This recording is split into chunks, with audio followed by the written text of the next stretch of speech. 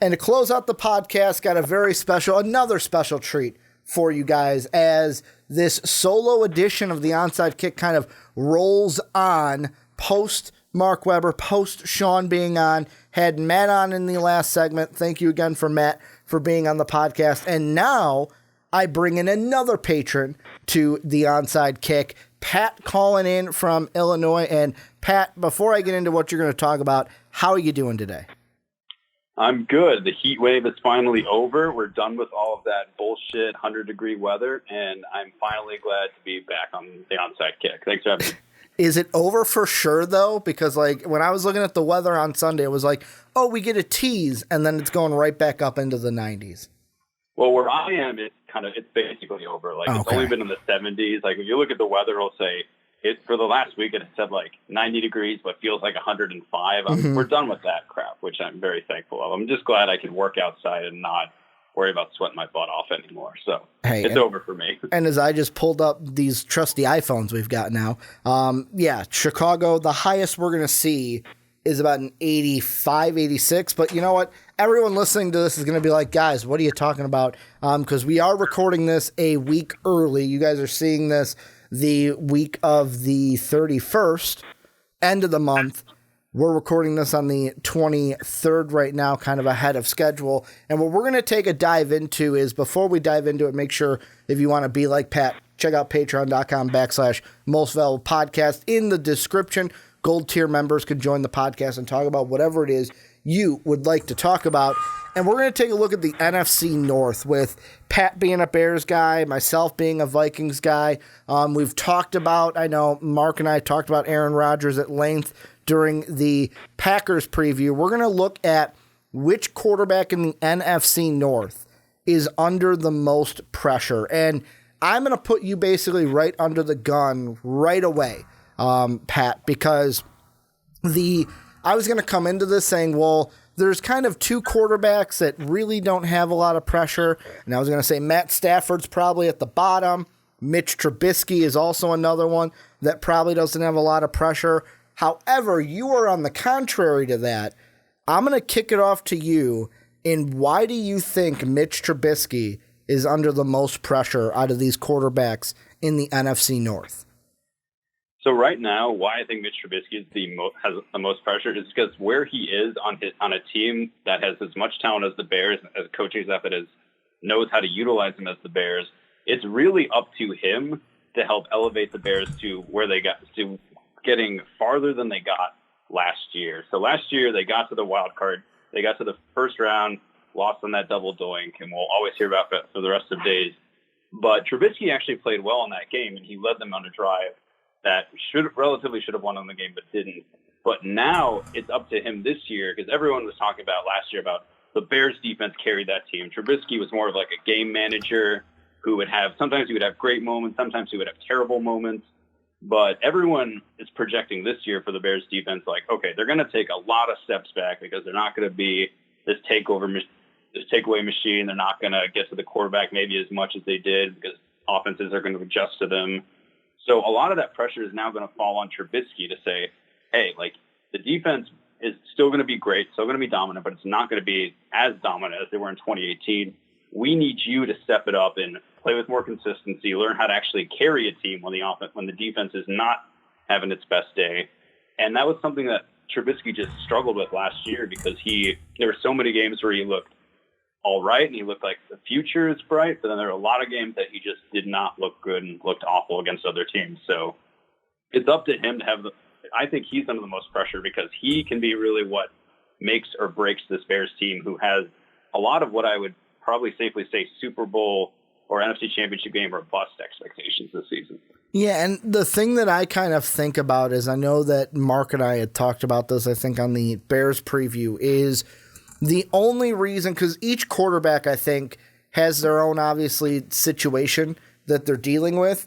Matthew Stafford, to me, is the only one that's kind of like a situation. Like, you and I were talking before the podcast, and like you said, Matthew Stafford, like, is who he is. Like, we don't expect too much out of him. We know he's a good quarterback. He's reliable for that Lions team. Like, I don't think the expectations for him are through the roof. So there's not a lot of pressure in Detroit. It's basically everything else around him. When it comes to Kirk Cousins, after last year, throwing the money at him, we've got the defense just like the Bears had this year, and basically not making the playoffs. That's not good enough. And I know there was a lot of people, I still remember watching on Facebook his press conference after that loss to the Bears, and the fans in Minnesota just basically pulling him and dragging him underneath the bus like, this is bullshit, get him out of here, he's overpaid. He got so much hate. And I kind of took a step back, like, okay, it is only year one. Adam Thielen did have a rock star year. Like, let's give him year two, but I'll get into Cousins a little bit later.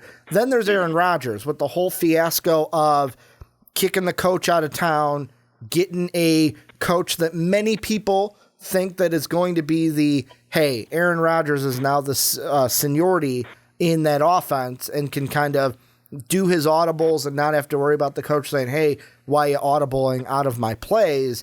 And then there's with Mitch, I feel like his pressure is kind of split between him and Nagy, because a lot of things that I heard from Chicago Bears fans after the playoff loss wasn't very much, well, after the Cody Parkey jokes and memes were put out there, a lot of people were putting blame on Coach Nagy rather than Mitch Trubisky. And the thing I want to ask you, Pat, is do you think that lessens the pressure put on Mitch, that there were some situations in the season, in the playoff game, where it wasn't really Mitch making the mistake, it was more so on maybe a inexperienced Nagy maybe calling the wrong play and putting the offense in a not prime situation that they'd want to be in?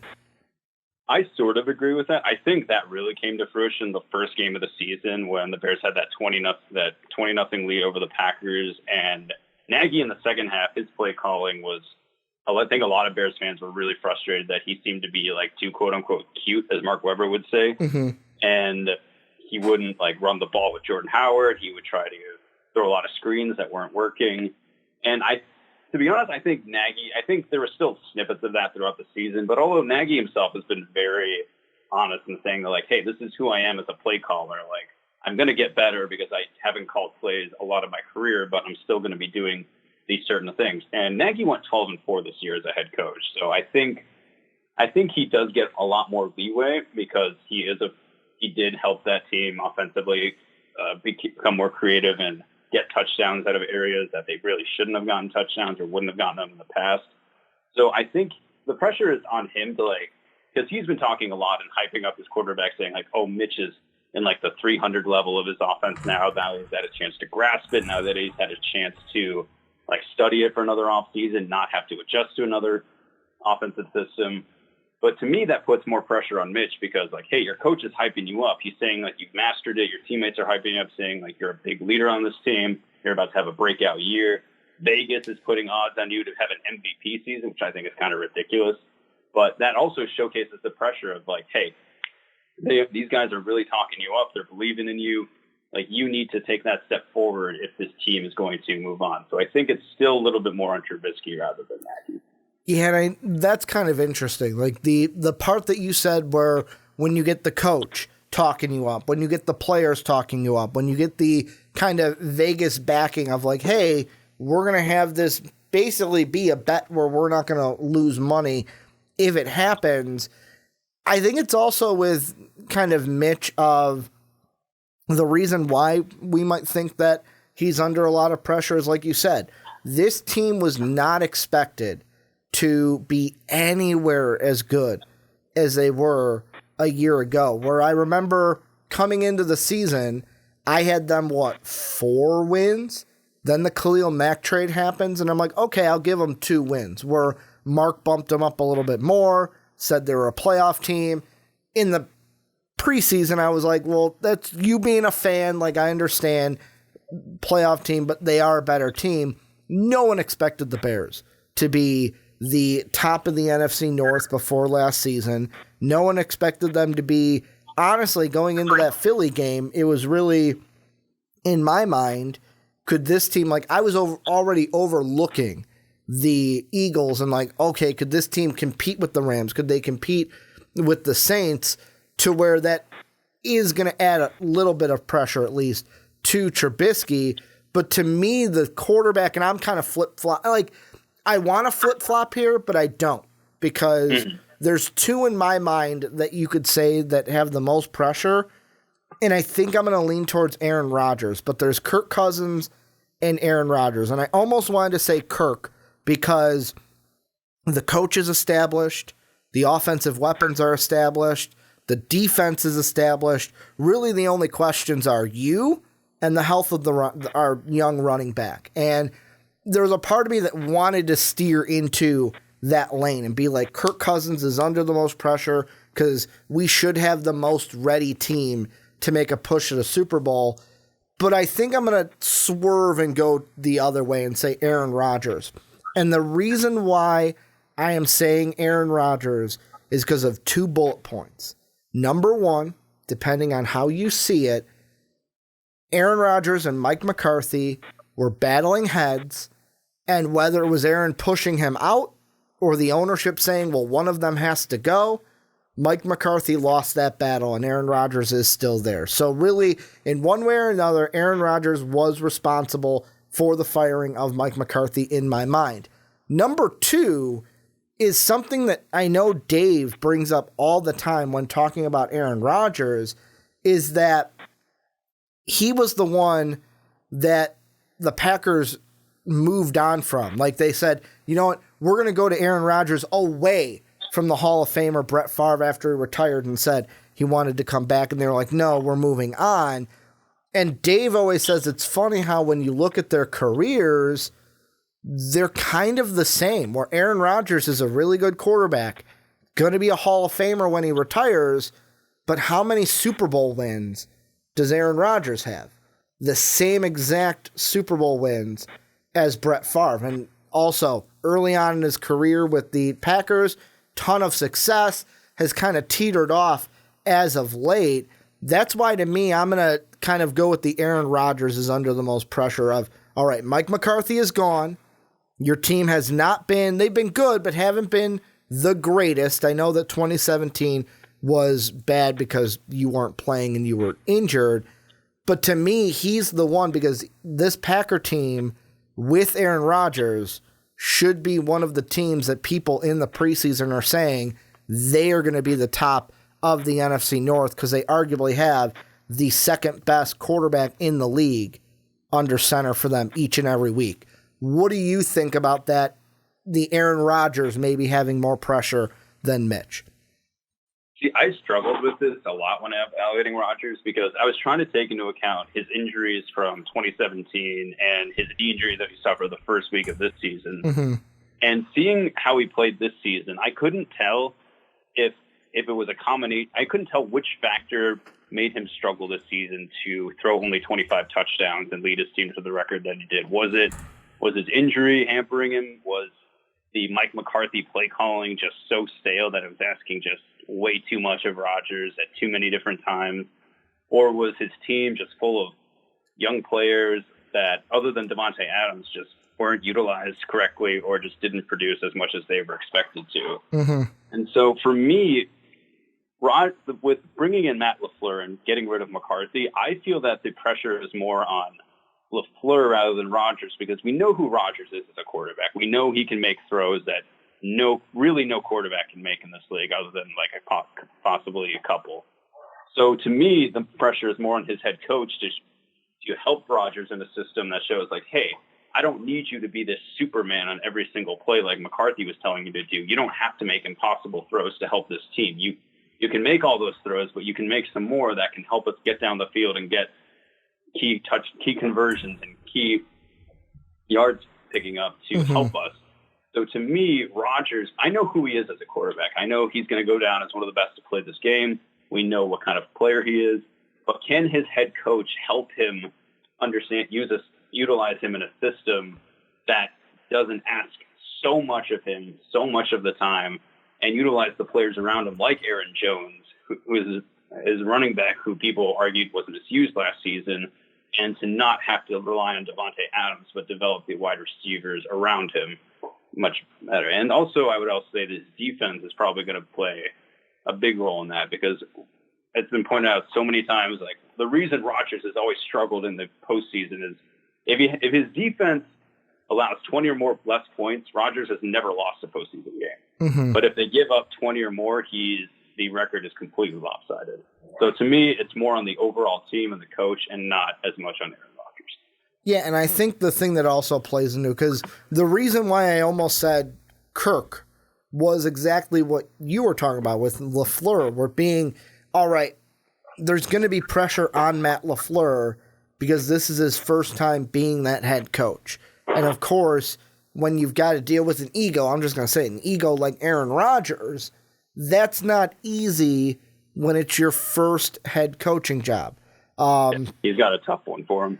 And I think the other thing I kind of look at is I look at the other quarterbacks that are at the top of the league along with Aaron Rodgers. Tom Brady, who's number one, the GOAT. He is always in the playoffs. Patriots are always a team that's like AFC Championship, Super Bowl. They're going to be in one of the two. Drew Brees, how successful that Saints team has been in recent, and I'm talking like consistent success. Phillip Rivers and that Chargers of late. You've got the Seahawks with Russell Wilson. They lose the Legion of Boom. Seahawks are still a playoff team with Russell Wilson. I know there's a little like underlying seeds there because Aaron Rodgers and Russell Wilson don't like each other. Or I should say, from what the media members say, Aaron Rodgers doesn't like Russell, is what they say. And then like Big Ben, how the Steelers have been successful. Matt Ryan, how they have been successful. Where it's like these other quarterbacks that you are clearly better than, because most people have Brady at 1 and Rodgers at 2. Why are they all having, their teams are having success and not you? And I know that brings in the much bigger discussion of, well, in football, it's not like one player. In basketball, you could have the best player and still make the playoffs. Well, in football, if I'm the quarterback, I'm not on the field to play defense. So that plays into it as well of it does take more of a team, but offensively, you should be able to pull a team to the playoffs. But like you mentioned, when the defense is bad as it is it kind of a back and forth? That's why I'll ask you, are we both off the mark? Should it be Kirk Cousins who has the most pressure because of what I said? Mike Zimmer, established coach with Minnesota for a couple years now. He's got weapons like Kyle Rudolph, Adam Thielen, Stephon Diggs, where Stephon Diggs and Adam Thielen were phenomenal last year for him. And Kyle Rudolph, they just signed him to a contract extension. He does have a defense behind him that is a solid defense and doesn't allow the game to get out of hand to where it's like, well, if they would have given up less points, we would have won. Are we both wrong, Pat? Is it Kirk Cousins who's under the most pressure? I think you can make a pretty compelling argument that given, like, you would know as a Vikings fan, the huge contract he was given after Case Keenum was gone and left after leading you guys to the NFC Championship game.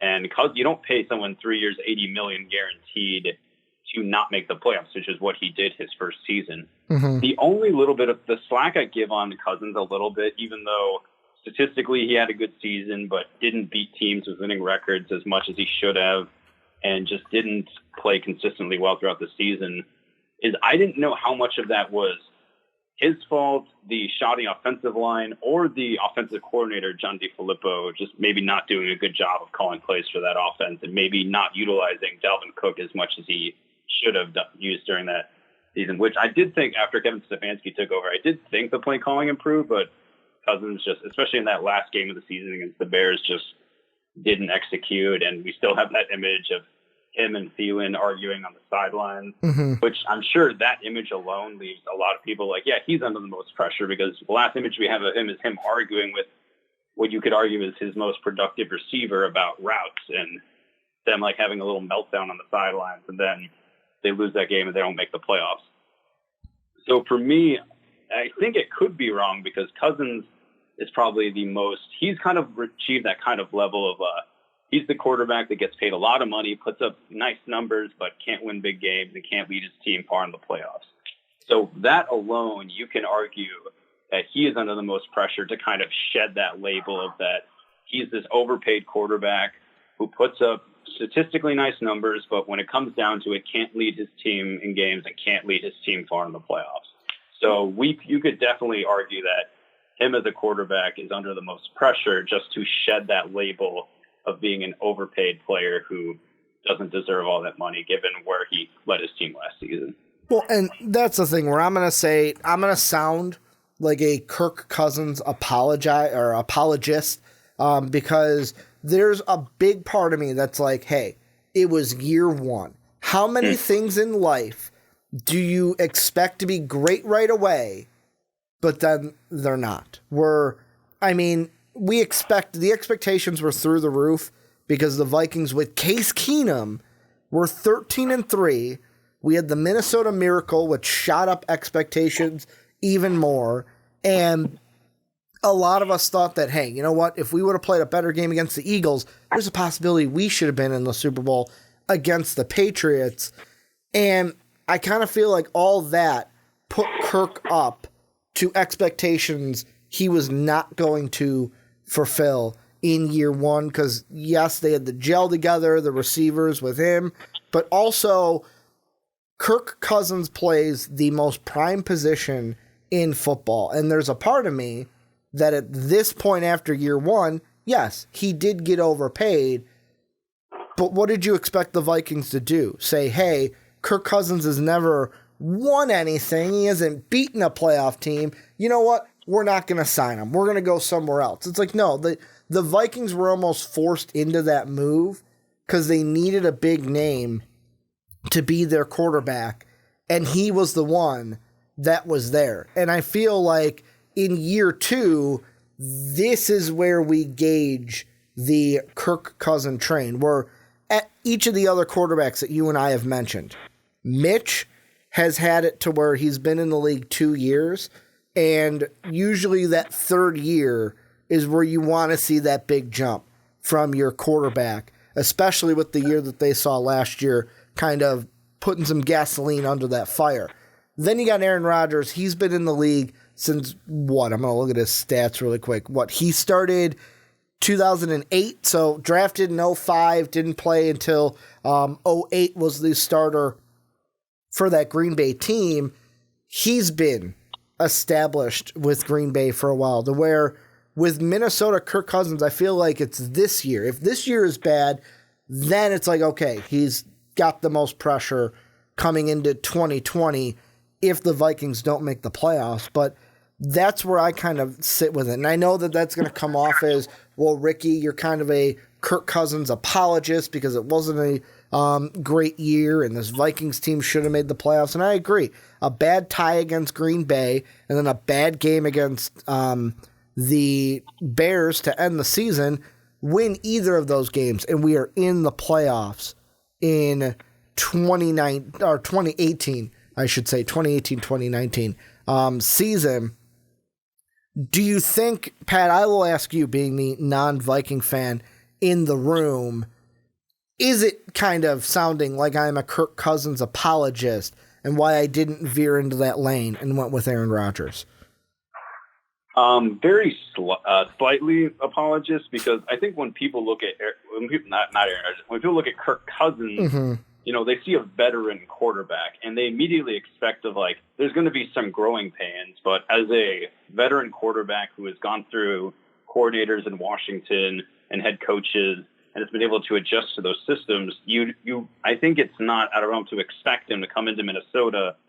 And it might take a little bit of the season, but I remember we talked about last year that if you were going to be concerned if you're 10 games in and he's still not grasping this offense, like I'm pushing the panic button. And I think that's not unreasonable to expect out of a veteran quarterback. I think Trubisky gets a lot of slack for that because he is a rookie quarterback who only started 1 year. He was not a rookie, but a second-year quarterback who only started one full year in college. And something, to slightly go off, something I found on Trubisky, which I think explains a lot of why he's been struggling to kind of get basic things on the football field done or make simple throws or make simple things that people assume that he would be able to do, was they looked up his passing attempt numbers in college. They compared them with Patrick Mahomes and Deshaun Watson. Mm-hmm. And Mahomes had 1,300 passing attempts in his career. Watson had about 1,200. Trubisky only had 572.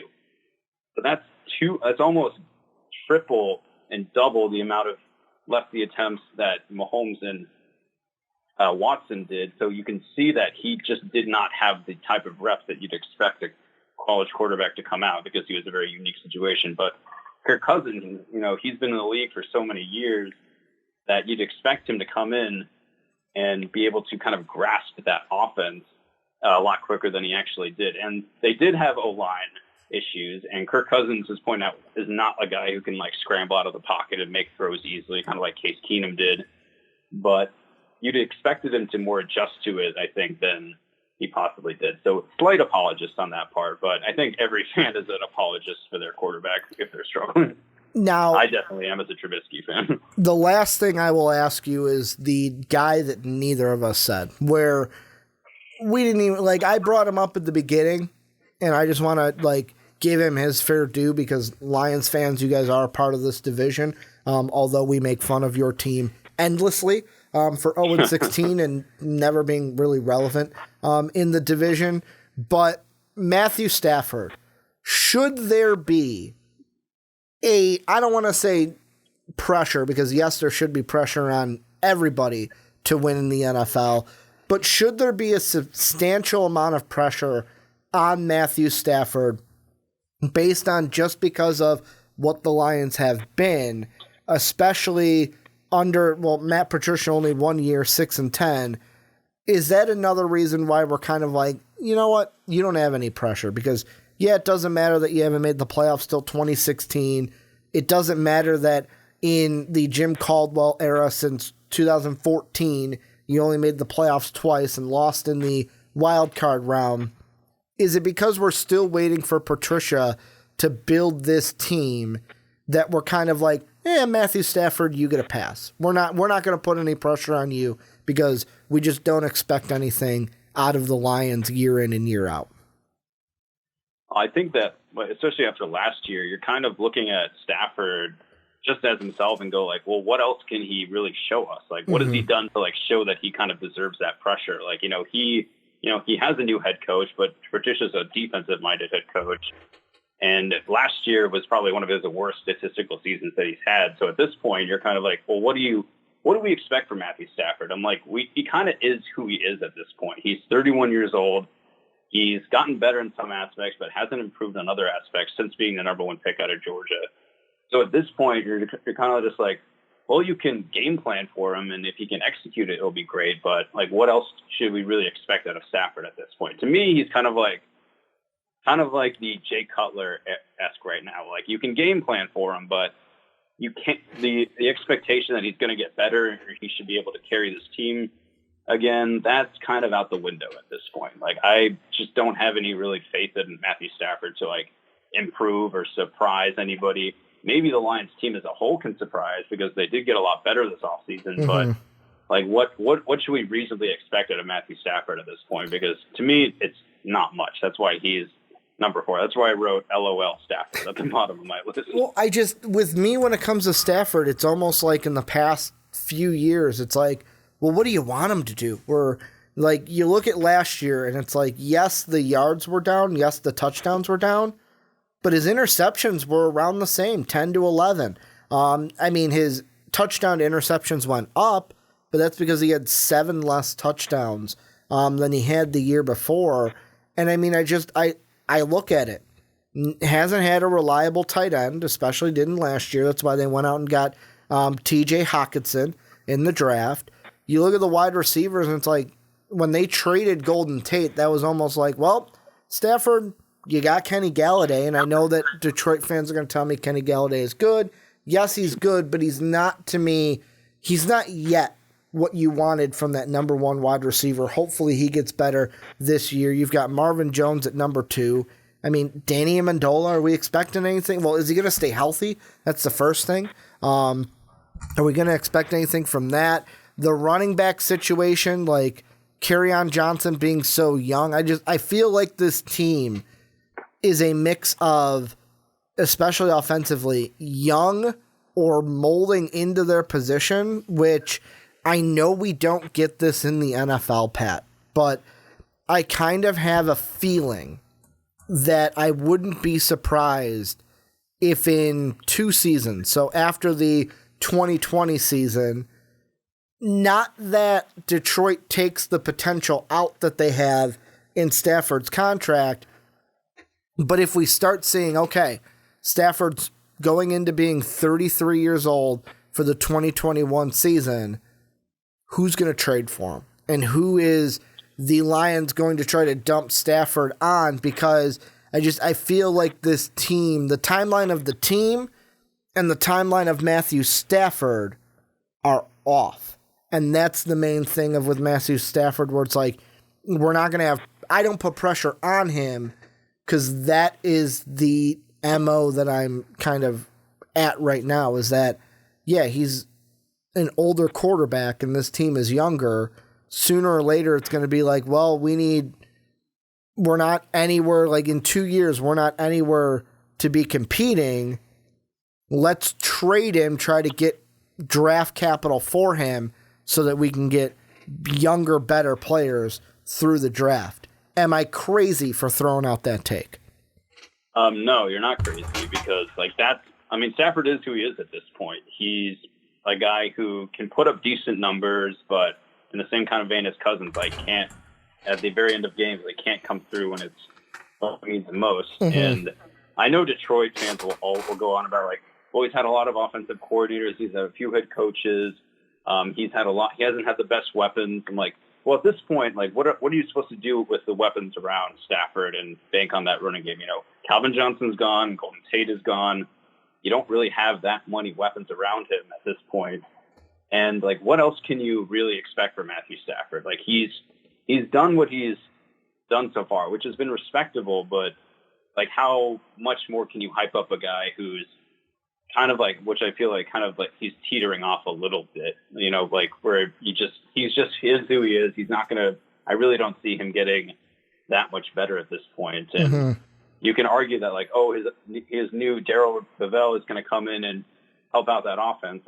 How many times have we heard this story with other quarterbacks? So he's got a new offensive coordinator. It's going to be great.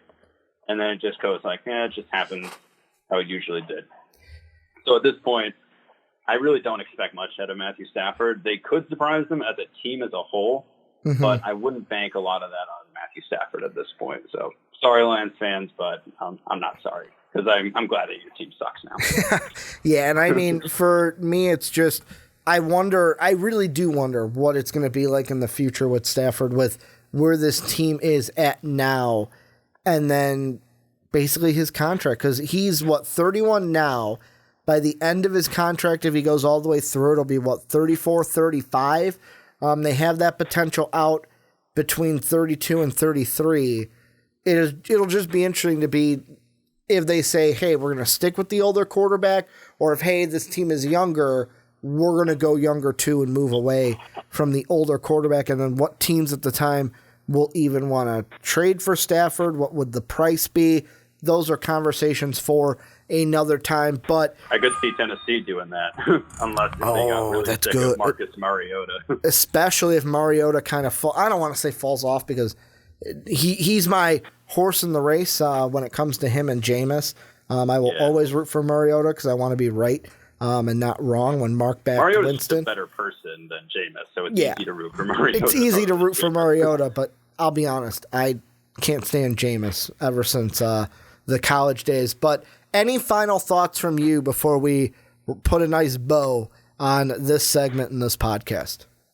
This has been great. It's been fun talking NFC North. I think the season's going to be fun. It's going to be really interesting. I think the division itself, whether you're a Vikings or Bears or Packers or Lions fan, has a lot of interesting storylines for each team. And this season's going to be fun. I think it's going to be a fun time for everybody. Yeah, I just hope there's not and of course, knock on wood, as this table isn't really wood. But I just hope there's not a huge injury where it's great. The story would have been different.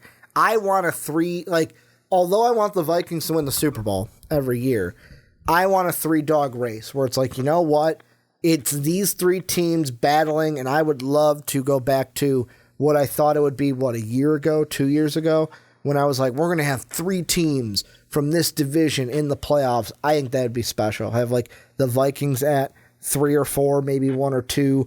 Bears and Packers can have the wild card games because I'm gracious, Pat. I'll give the Bears and the Packers the wild card games or the wild card spots.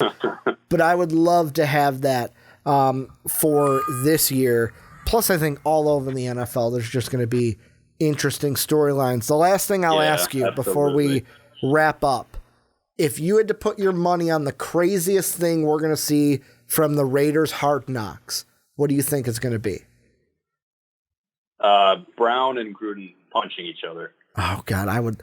Just them getting into an argument. Television. See, I kind of wish that the Packers were on Hard Knocks so I can just see the conversations between LaFleur and Rodgers, because I will stand by this comment for the rest of my life. Aaron Rodgers is more of a dick than Jay Cutler ever was. Jay Cutler was I could see it. I don't care about much kind of guy and had a very dry sense of humor, but Aaron Rodgers is just a dick. And he's just a complete, total dick to everybody, especially this reports that came out. I will always stand by that. Cutler will never be as great of a quarterback as Rodgers, and they'll both remember for different things. But I will stand by that Cutler is probably a nicer person you want to talk to than Aaron Rodgers. Especially after seeing Cutler on his wife's reality show. He is the MVP of that show. He is amazing. He's the only reason why I know that show exists. I'll be honest. He has made reporters in Chicago type out that they will say, I have done, as a 40-year-old man who covers sports for a living, I have done something on a Sunday night that I never thought I would do. Sit down, turn on the E! Network on purpose, watch reality TV. My favorite is still when she's like, no, but you're not doing anything. You're retired, but you're not doing anything. And he's like, so? I'm sitting there going, exactly, that's the life I want to live. I want to be able to say I did all this, and you know what? I can finally retire and live my life. Why do I have to go out and do something if I don't want to do something? Do his wife's business and talks to her employees lady, who do you think built this empire? Yeah, you're looking at him that's my quarterback. That's my quarterback. Oh, man. But Pat, thank you again for being on the Onside Kick. It's always a treat having you on the podcast, whether it's the Onside Kick, whether it is the Fast Break Primetime Podcast. And you could be just like Pat, too. If you go down below, click that link, patreon.com/mostvaluable-podcast. Gold tier members, they get to join the podcast each and every month, any MVP podcast that they choose, and talk about the topics you would like to talk about. Also want to pimp out the Twitter at Most Valuable Pod. I'm at Ricky Widmer. Also, make sure to rate and review the Onside Kick on Apple Podcasts and iTunes. Help us get into the ears of more people. Want to thank you guys for watching the solo edition. Next week, I'm going to try to get Sean on. I'm going to try to get Sean on for our annual prediction podcast, where we kind of hold it to us, what each division's going to look like, who's going to be the playoff, and then next week, everyone's going to find out who gets the kiss of death this year. The Jacksonville Jaguars, last year's victim. We'll find out who gets it this year. Make sure to subscribe to Most Valuable Podcast, but as always, have a good day, everybody.